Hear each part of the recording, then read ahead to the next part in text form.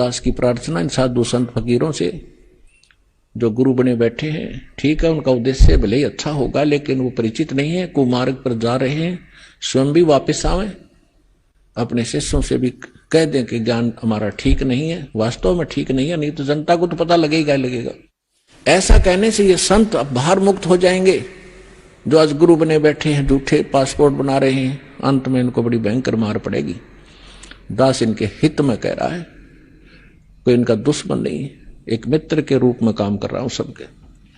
आज भले इनको कोई अपने स्वार्थ से गलत लगता हो तो पुण्यात्माओं आप विश्वास करना, परमात्मा जिस प्रकार इस भक्ति को छुपा कर कैसे गुप्त रास्ते से निकाल कर आप तक लाए हैं, काल के दूतों का हाथ नहीं लगने दिया दाता ने।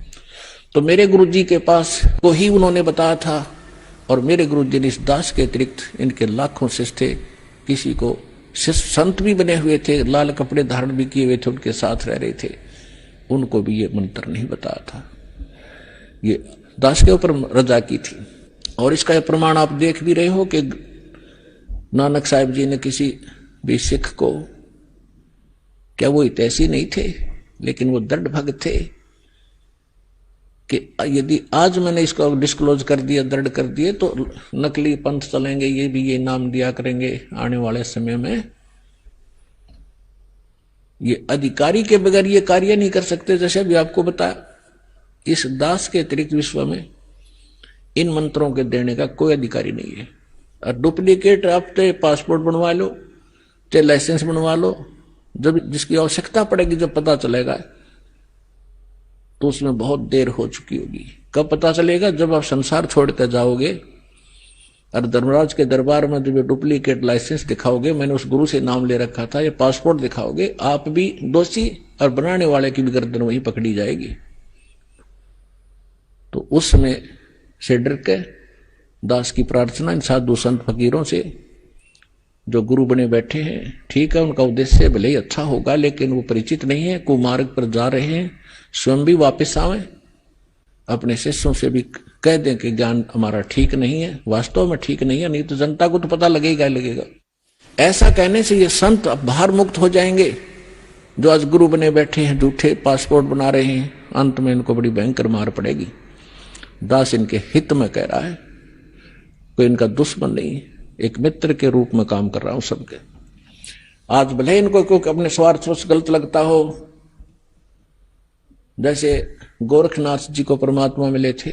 गोरखनाथ जी ये आज काल के तो कोई संत नहीं है जिनको हम संत माना करते थे। गोरखनाथ जी में इतनी शक्ति थी, एक पहाड़ को सोना बना दिया था अपने वचन से, सोना, सोने का, स्वर्ण, गोल्ड का, और अपने गुरु मच्छंदर नाथ उसका 100 फूक दिया था, उसकी अस्थि इकट्ठी करके और उसको अपने वचन से शरीर बना दिया था, और वो आत्मा मच्छंदर नाथ की फिर उसमें प्रवेश कर दी थी।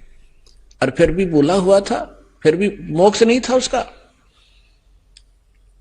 अपन आत्माओं तब तो परमात्मा मिले थे उनको, और कहा था कि गोरखनाथ में सभी का गुरु हुआ, सबका एकमात्र गुरु मैं हूं पूरे विश्व में। ये संत भाषा है, क्योंकि ये पद्य भाग के अंदर अपने राग के अनुसार बोला जाता है। कहा कि गोरखनाथ में सबन का गुरुआ। अब गोरखनाथ जी क्या कहते हैं, तेरा वचन मोह लागे कड़ुआ, कि आप जो कह रहे हैं मेरे अतिरिक्त कोई संसार में गुरु नहीं है, तो मुझे आपका ये वचन अच्छा नहीं लग रहा, कड़ुआ लग रहा है, बुरा लगता है। तो परमात्मा कहते हैं, कड़ुआ लगे सो मीठा होई, हमारी बात पतीजे जोई, कि मेरे ज्ञान पर विश्वास कर लोगे, एक दिन ये जो कड़वा आज आपको लग रहा है, एक दिन मीठा लगेगा। तो गरीबदास साहब जी कहते हैं कि गोरखनाथ सिद्धि में भूल्या, और टूणे टामण हंड फूल्या। मुर्दे तक जीवित करना, पहाड़ को सोने में परिवर्तित कर देना, ये तो टूणा टामण बताया यथार्थ भक्ति की तुलना में। और ये सिद्धियां दिखाकर, जैसे अगस्त ऋषि ने समुद्र पी लिया एक घूंट में, 7 समुद्र खाली कर दिए। पुण्यात्मा आज की विज्ञान करके दिखाओ इन्हें। और जो आध्यात्मिक शक्ति है उसके तुलना में ये जो भौतिक विज्ञान तो पाश्यंग भी नहीं है, लेकिन उन्होंने वो विज्ञान का दुरुपयोग किया, अध्यात्म विज्ञान का। अब ये भी दुरुपयोग कर रहे हैं परमाणु वगैरह बना करके। तो उन्होंने भी ऐसे ही परमाणु बनाए थे, इन सिद्धियां प्राप्त करके लोगों को तमाशा ड्रामा दिखा के अपने साथ लगा लिया और अपने आप में यह प्रभु पा किए। तो गोरखनाथ के विषय में कहा कि गोरखनाथ सिद्धि में भूलिया, भगवान भूल गया, उसी से अपने आप को बहुत बड़ा महापुरुष मान लिया और टूने टामण हांडा फिलिया। परमात्मा ने कहा कि तुम हो जम की फर्दी माही।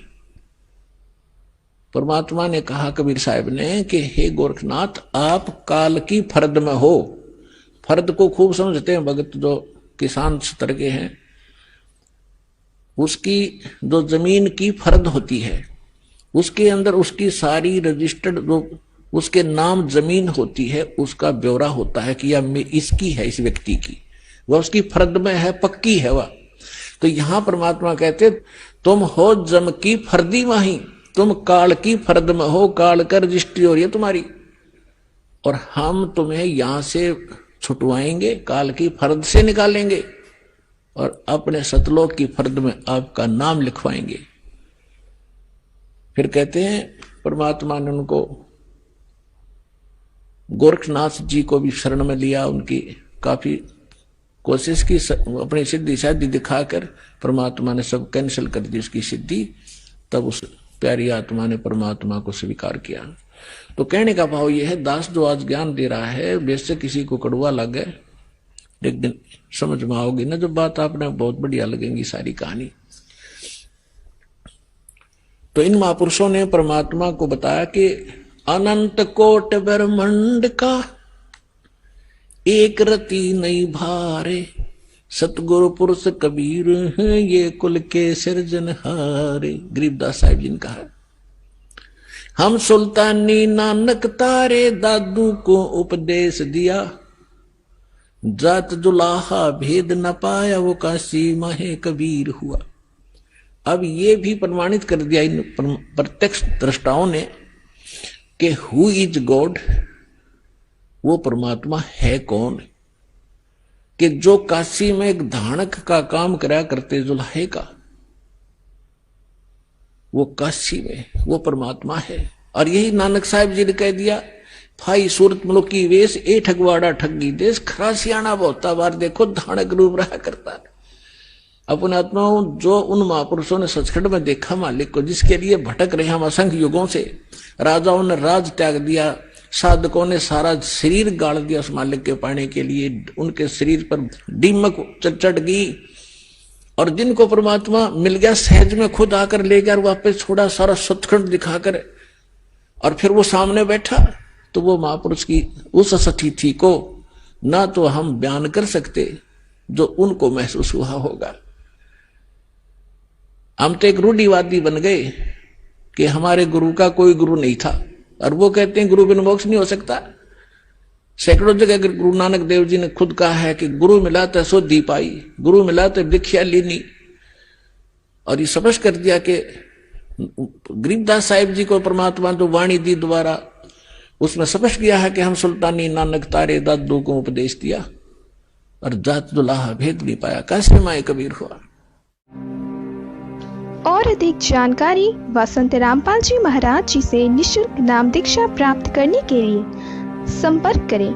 हमारे संपर्क सूत्र है 8222880541 8222880542। आप नीचे स्क्रीन पर दिए गए हमारे अन्य नंबरों पर भी संपर्क कर सकते हैं।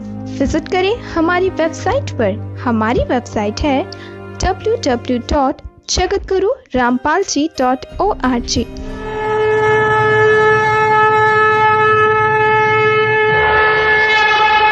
हमसे जुड़े रहने के लिए हमारे YouTube चैनल को सब्सक्राइब करें और नई वीडियो की नोटिफिकेशन के लिए बेल आइकॉन को दबाएं। अगर आप ये वीडियो Facebook पर देख रहे हैं तो लाइक जरूर करें और ज्यादा से ज्यादा शेयर करें। धन्यवाद।